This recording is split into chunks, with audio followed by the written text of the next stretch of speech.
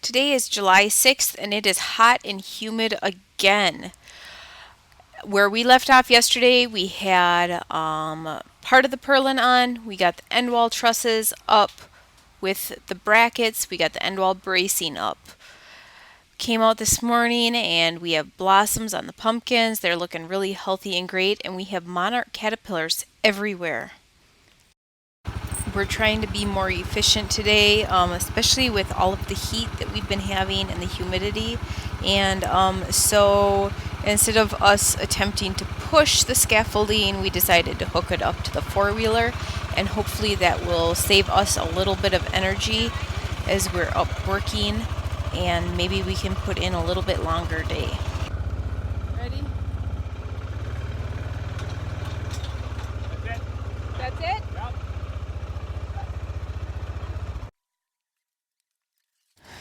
Yep, we have a folding ladder on top of the scaffolding, but it was the only way that we could think of that was somewhat reasonably safe, because if we use an extension ladder, these trusses aren't fully secured yet.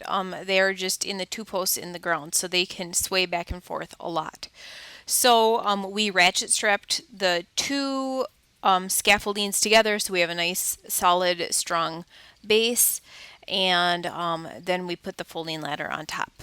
And my main job is to just make sure that the ladder is stable and to kind of steady it. Obviously, I must have forgot that memo because I'm not really studying it, but I am handing him the tool, and that's important. Now, this part of the job is hard. It's not nearly as hard as carrying the trusses over and setting them up so that we could put the sheetrock lift under it. But this is a lot of up and down, and a lot of like drilling over our head and that kind of stuff. It's so hot out.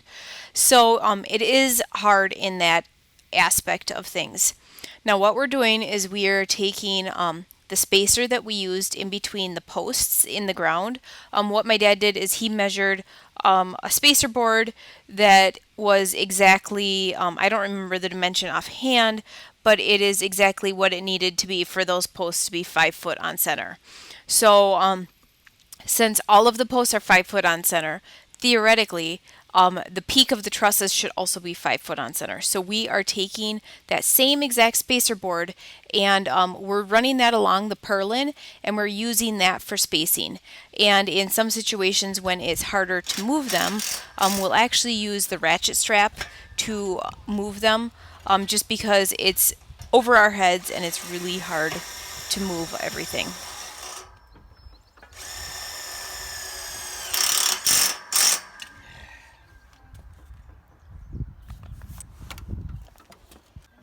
So while my dad and I are working on this, my mom is out today helping, and her and Beck are going and just making sure that we have a close to level spot for the baseboards on the sidewalls. This will help speed up the process when we are adding these on, which after we get the purlins on is the next step. So they're just going and digging out any high spots. We did this obviously when we leveled the ground, but after digging holes and pouring concrete and that kind of stuff, we're gonna have some high and low spots that we're gonna have to dig out. So they're taking the level and a board and just trying to get it so that it goes a little quicker when we go to put these on.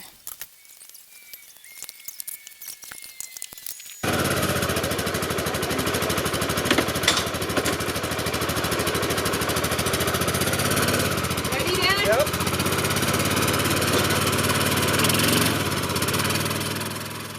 This seems a little silly, but these wheels were not made to go in the dirt.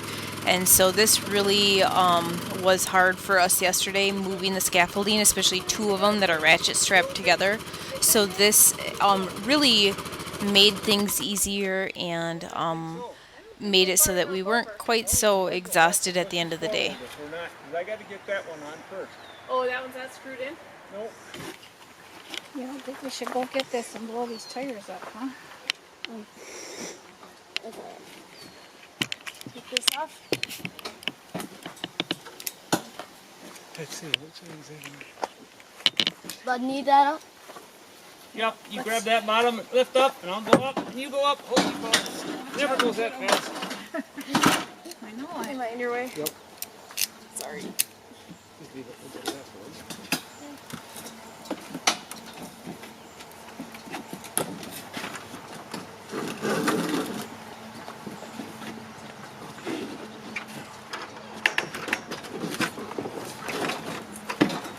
I'm glad you know how to drive it forward if that's Yep. Hey, what they want. are you bringing the four-wheeler somewhere or no? No. Okay. He's going to push it forward for us if we need it. And I trust it. Trust his driving more than I trust Not your me, huh? Board. Board. Board. Where's the board? Leaning up forward. Grandma has it.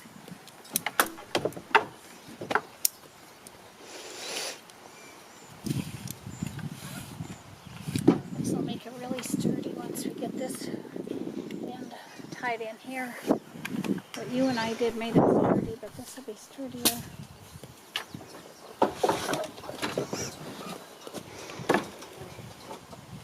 Do you have a screw up there? Yep. You could hook that on there. So Right here? Is that what you're thinking? Here? You could just hang that up.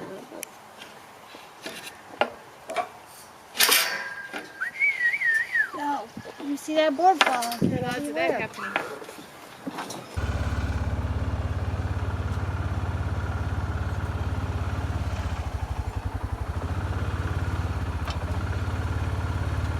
Are you steering?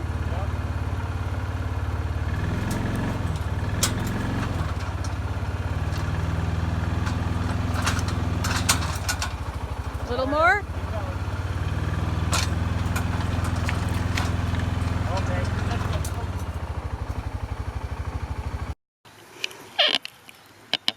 I don't have to look on that scaffolding. Can you see with the sun?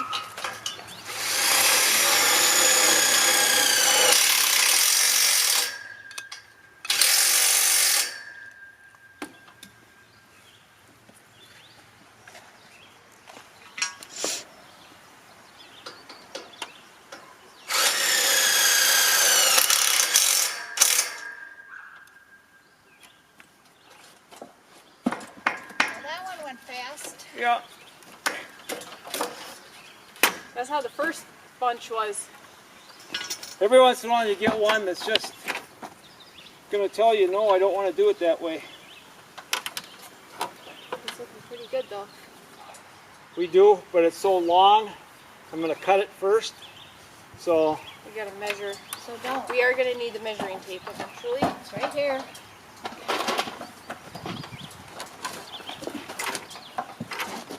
ready? Metal, honey.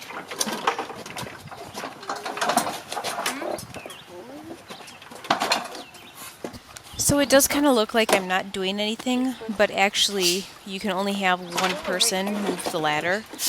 And so it's my job to pick up the tools and move the tools as he's moving the ladder so that he's not trying to pick it up and move the ladder around the tools.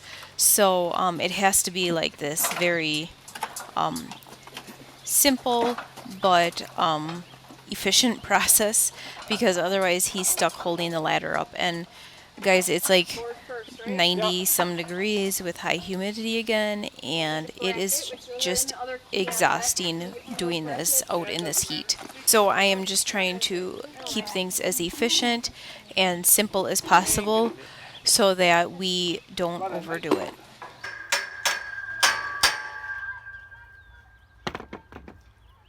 We found that the purlin brackets were too tight to just slide the purlins in, so we had to take the brace or the bracket off of each post that we had already installed after it was up in the air, and then put the purlin up and then reinstall the bracket.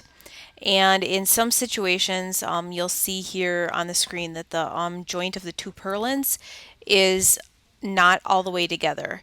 And sometimes it would be really hard to get them all together and get the spacing just right on the purlins. I think a lot of the a lot of it being hard was due to it being so high in the air and not having that ability to just go move things how we want to. Now the center purlin is done and we are starting to work on the side purlins. So that means that we can now do this as a two-person job instead of a one person with an assistant, as long as I stop kicking over the screws. And of course, once we got up on top of the scaffolding, we realized that the scaffolding was set too low. And so we now are going to have to either get down and raise it up or do this purlin first and then get down and raise it up.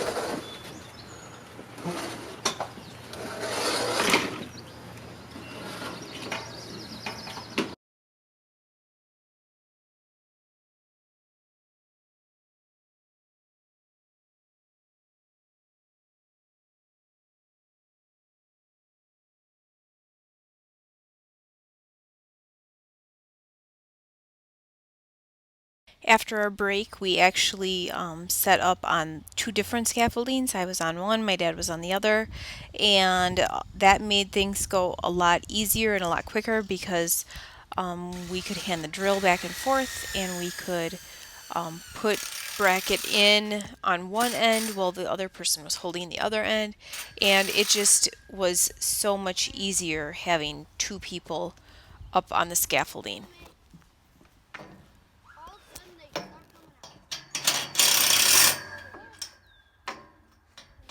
Each truss needs two screws, one on each side of the purlin, and then the purlin needs a screw. So each bracket actually gets 3 screws, and then the seam where the two purlin pipes connect also needs a screw.